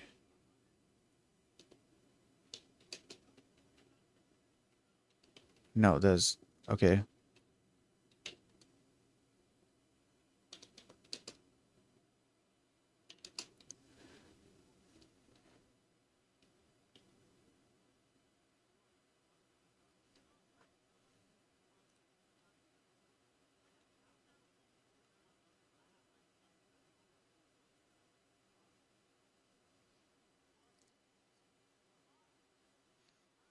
Oh, is the music still going? Let me just check.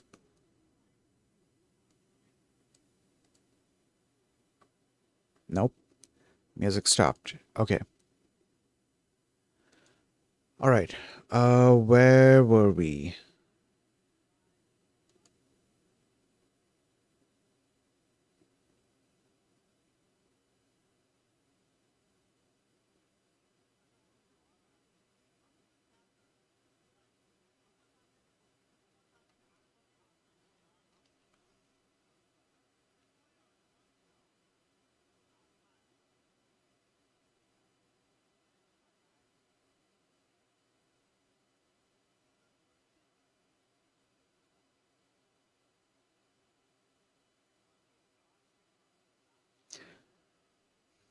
Okay, so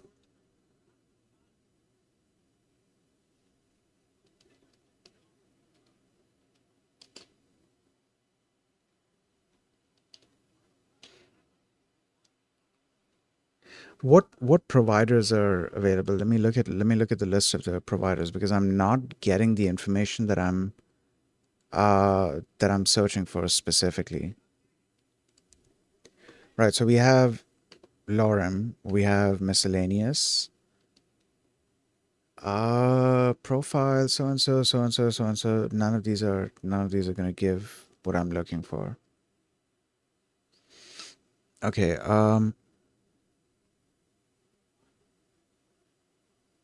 this is this is Lorem. Okay, not what I'm looking for. Sentences, paragraph, text, words. This is all Lorem. The default locale for Lorem, the default locale of the Lorem provider is LA, which I'm assuming is Latin. When using a locale without a localized Lorem provider, the LA Lorem provider will be used. So generated words will be pseudo Latin. The locale used for the standard provider docs was ENUS, and ENUS has a localized Lorem provider, which is why the samples in here show words in American English. Wait, really? Okay, hold up.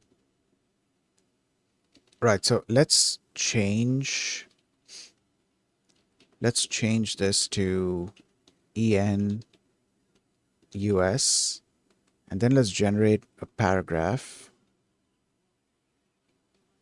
So fake ID. Why did I just say fake ID? Oh, because okay. I was about to say like fake so and so dot so and so, but I was deleting ID, and so I was like fake ID. Okay, so ENUS dot, let's say sentence, and let's see if it generates the thing in English or not. Yard news build Yard news bill decision appear. Okay, great. So at least the thing is in English, even if it's just garbage, but at least it's in English. She under op- she under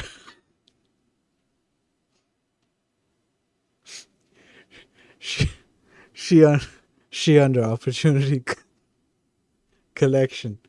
Okay,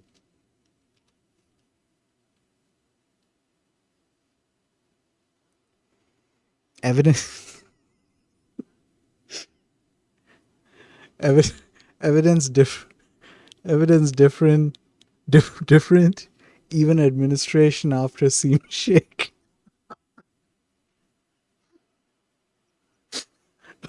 Okay, okay.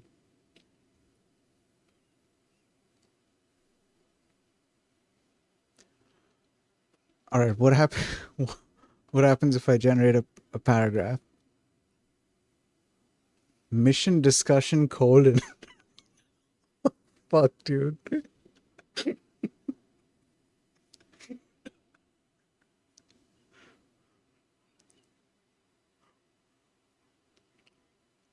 Mission discussion cold enough. Million region usually.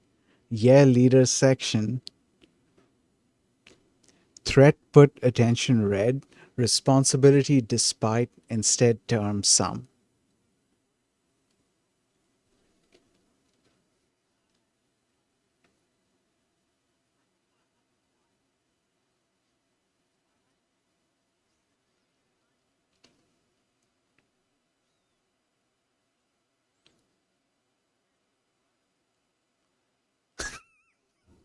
Last if call is difficult. Okay, okay. We need to step away from this.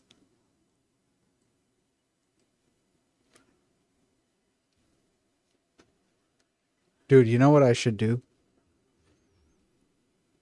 I should make TTS read this out.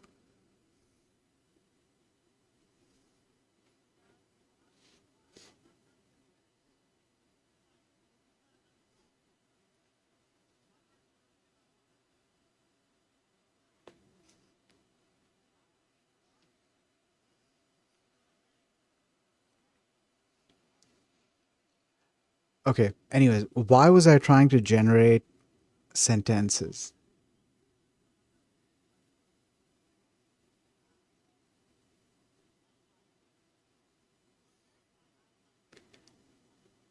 Why was I trying to generate sentences?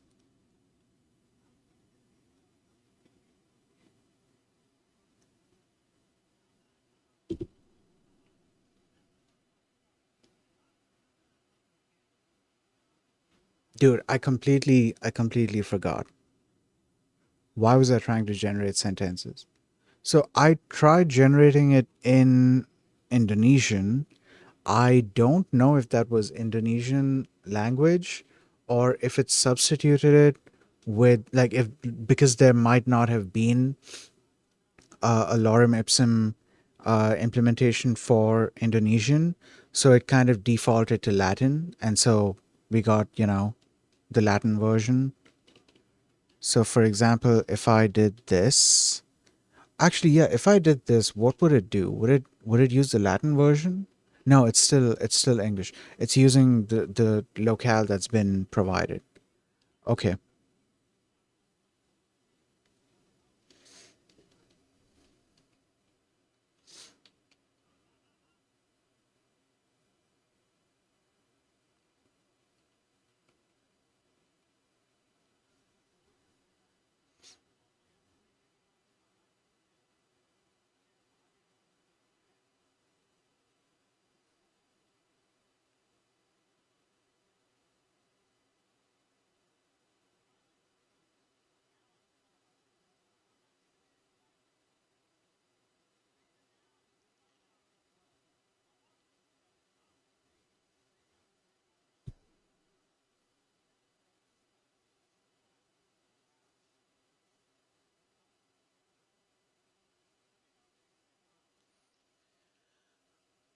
Okay, I'm lost on what I was trying to do.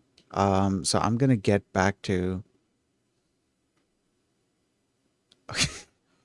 eat PM, anything dark lawyer week, price determined glass must itself meet, traditional check half traditional if crime community, before knowledge maintain air maintain.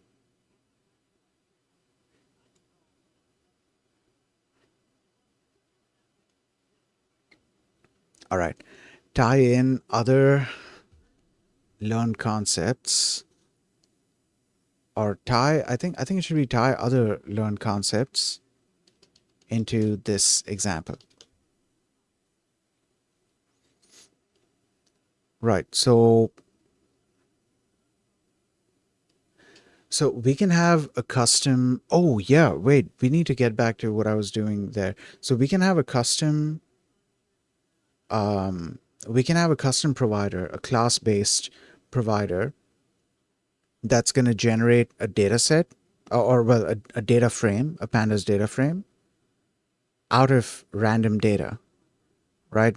But then we're also going to have a dynamic provider that's going to generate our are character names. Actually, there's going to be a couple of dynamic providers because we're going to have character names, and we can call them hero names. Actually, no, wait. Should it be hero names? Because we're gonna have the player names, right? So that there's gonna be human names attached there. Um, we could have character names, and then we could have class names.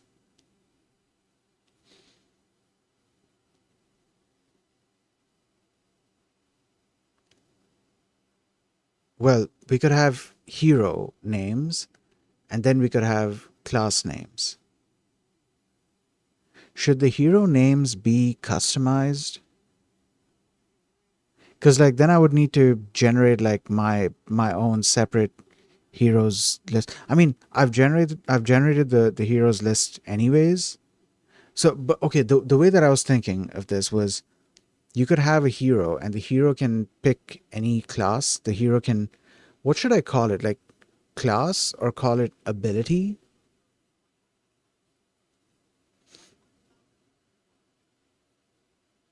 I mean, okay, it doesn't make a difference. Like I'm looking too deep into this fucking example. It's an example data set. Like barely anyone is gonna give a shit. So it's gonna be like, okay, um, how, like what kind of data do I want to generate here? Because I was intending to,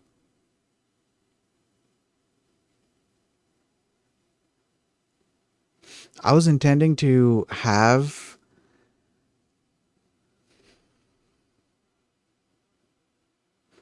so this was supposed to be a data set of players, but I think we could turn this into a, a data set of, or a database of all the characters that all the players have, right? So then instead of join date, it could be creation date. So when that character was created, right? And then we can have some interesting things like, so okay, we have, of course, the account name. Um, then we have the the hero name, which is going to be picked out of a dynamic provider. Then we have,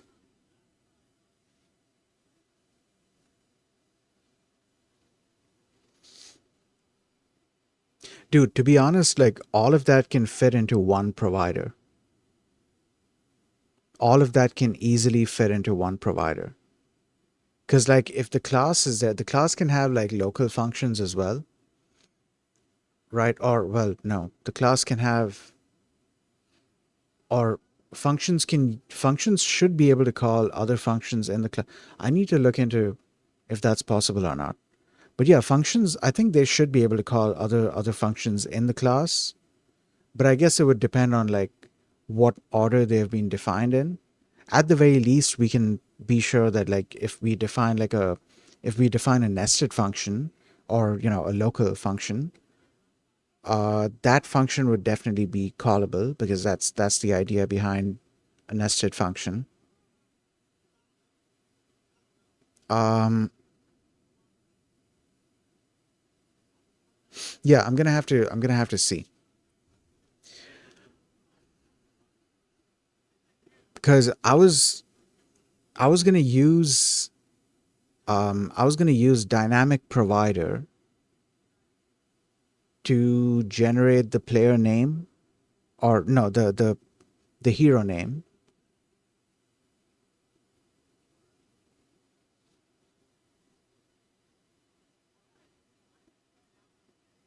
And then I was going to use another dynamic generator to generate the class name.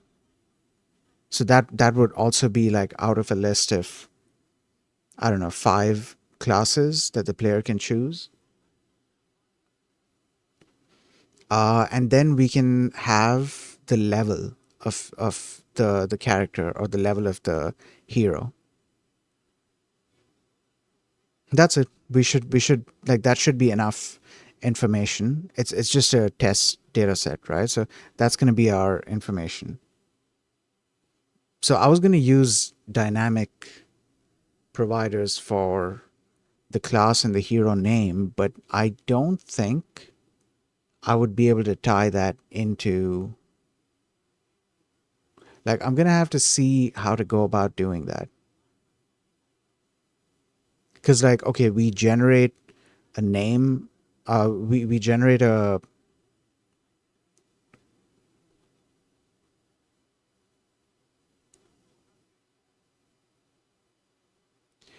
we, I'm losing my train of thought. We generate, yeah, okay. So we first generate the list of names, the list of account names. There it is. So we first generate the list of account names and we store it. So this is going to be all our players, right? But each player can have a certain number of characters. So we can probably generate records for each of them. So I'm going to need to see how to structure this whole thing, because we can have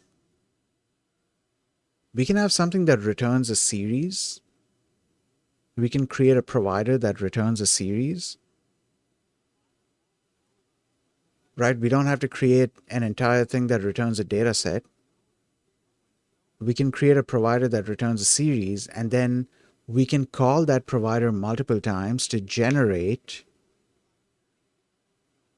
Actually, no, how do we go about doing that?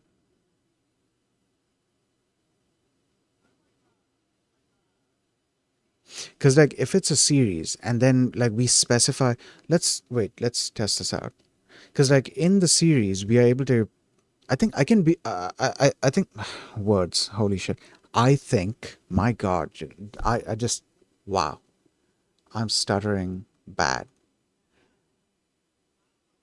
I think we can provide multiple series. We can provide a list of series, and as long as they have matching columns, the data frame will be created. Though if they don't have matching columns, from what I remember, it's going to create multiple columns.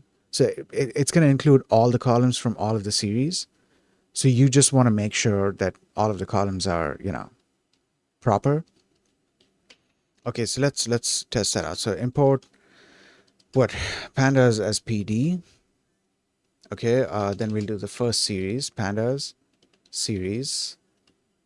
Um, what is it? One, two, three, and then the columns that we want to specify are A, B, and C, right? Then we create series 2. Here we can do 10, 20, 30. Then we do df01, data frame. And then here we want to specify, what are we specifying here? Does this work? Is a list of series enough? Let's try to print out this.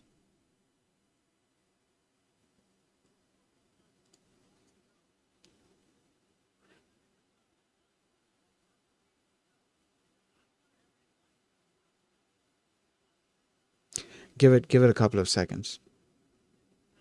Actually, you know what? While that's happening, let me just hydrate.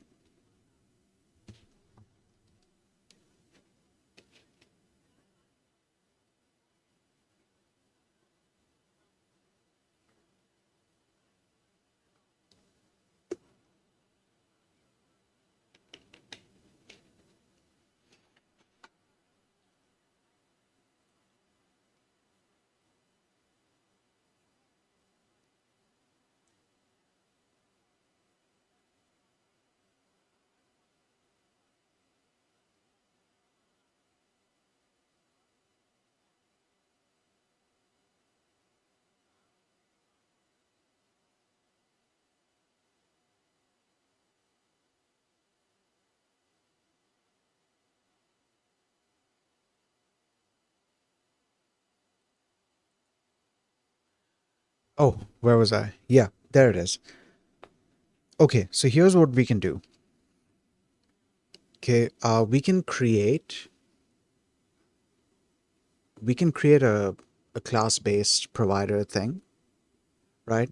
We can define a function because I feel like a dynamic provider works when you have a list, or I think maybe it accepts other types of collections as well.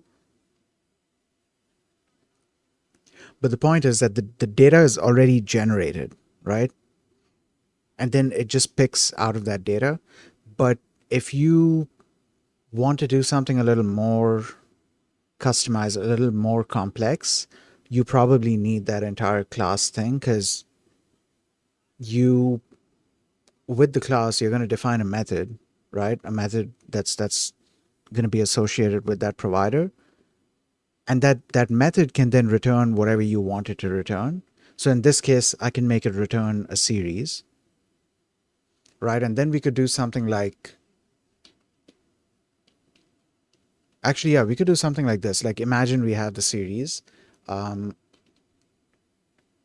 we could do something like series or SO1 uh, for whatever in range, I don't know, 10. Look at that.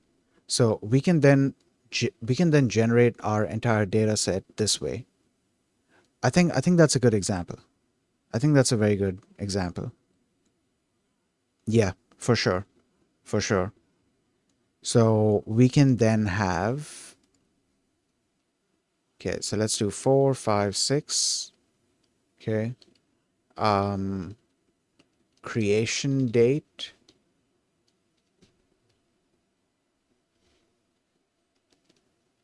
player name, or should it be, oh, we could do account name. This is going to be like a long list of names. Account name, hero name,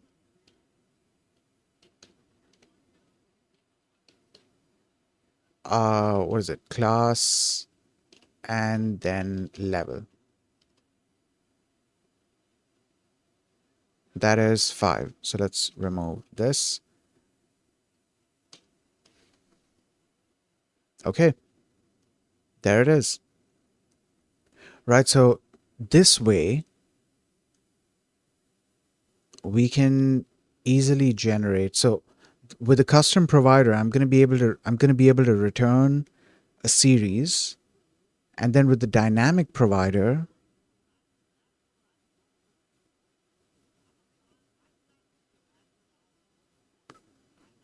actually I feel like the dynamic provider would then become kind of pointless, wouldn't it? Yeah, I feel like the dynamic provider becomes kind of pointless because like in generating that series,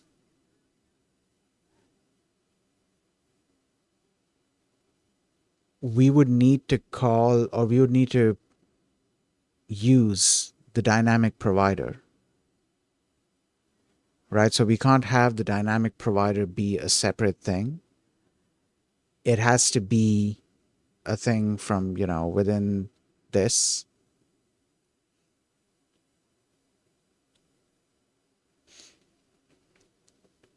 How do I want to structure this? Because like then I would need a separate faker instance inside this as well, wouldn't I? Like imagine I created, hold on. Okay, so let's say we did from faker import faker, and then from faker dot providers import, what am I importing? Is it base pro? Do I need to import the base provider? I think so. I think so. Okay, so then we do class some provider, and we inherit from base provider, and then we define some O1. right? And this returns a string. And so we return A.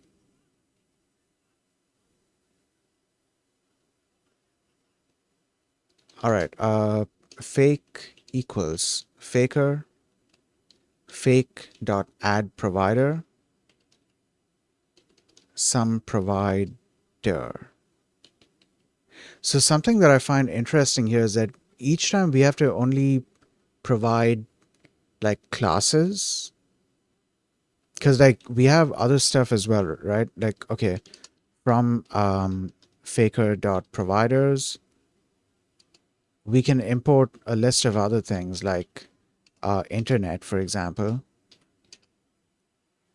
a bunch of things, person, internet, color, company, stuff like that. And then we can pass these things in. So this is, okay, this is, what is this showing up as? Oh, it's showing up as a separate module. It's not a class. Okay. Well, anyways, what I was about to say is that we are able to pass this into add provider. We don't need to because it's already part of that. But I found that kind of interesting. Okay, so then we pass in some provider, and then we should be able to call some O1.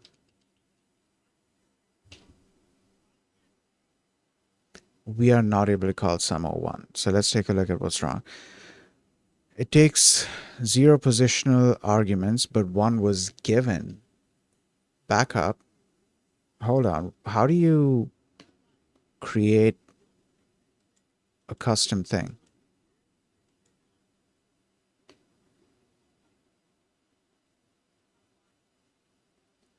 Right, so we have providers. No, wait. There's a create section as well, right? How to create a provider. So import this, do this. All right, great, great, great. What? Oh, self. I forgot self.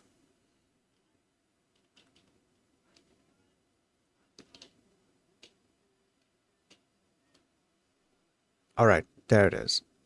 So self, what does self do in this instance? Like when we call it, we are passing the instance that's being called. So what if I tried to print out self? What's that going to give me? Some provider. That's interesting. Self dot, can I like get something from this? So like says main dot some provider. Oh, because this is in main, and this is the class that's within main. So it's just returning, it's returning the type. Okay, that makes sense.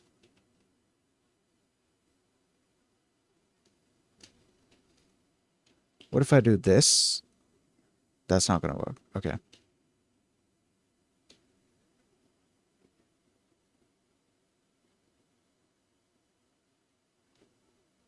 Okay, I need to refresh my knowledge on classes, which I was already planning on doing anyways before ending the stream. Well, I was planning on doing it anyways, but off stream. Okay, that being said, that's going to be it for now, for today's stream. Do stick around. I'm going to be rating Oz, Little Witch Oz.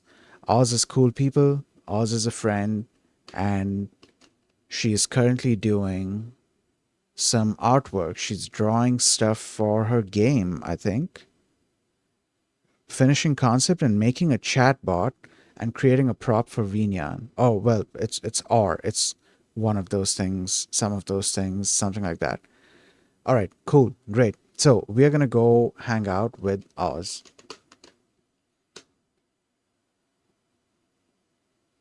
Great, cool. So that's gonna be it for today's stream.